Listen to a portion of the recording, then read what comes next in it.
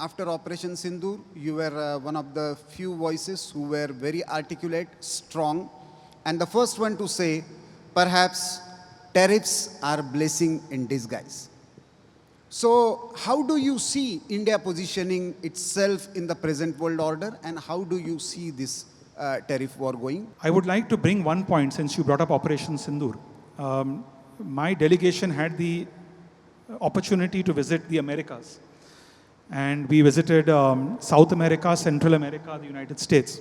And what I saw very uniquely happening in South America, as somebody who's been to some of the countries before. In Africa, for instance, when you look at the global South, China has moved very aggressively in the last 30 years. If I look at Southeast Asia, India has a role to play. China certainly has a very aggressive role to play. United States has a role to play. But in Latin America, which was very unique, whether it was Guyana, which is the fastest growing economy in the world today, it's growing at around 40% per year. Whether it's Panama, which has the Panama Canal, which allows ships to avoid going down through Patagonia and cut through. Whether it's Colombia, whether it's Brazil. Every single country said to our delegation, we are tired of the American model. We are tired of the Chinese model, and we want India to provide leadership and give us a third alternative model.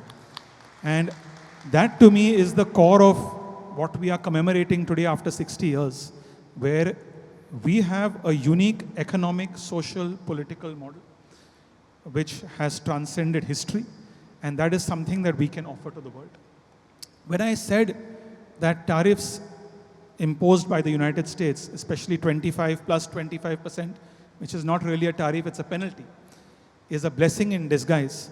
I said that because, unfortunately, in India, sometimes we move to reform when there's a crisis.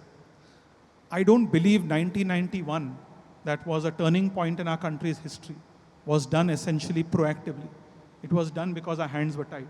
And when we reach a situation where key sectors that are huge employment generators in our country, whether it's the textile sector, whether it's seafood exports, whether it's the gem and jewelry industry, are being imposed with a 25 plus 25% tariff, it enables us to move towards Atmanirbharta at a much faster pace.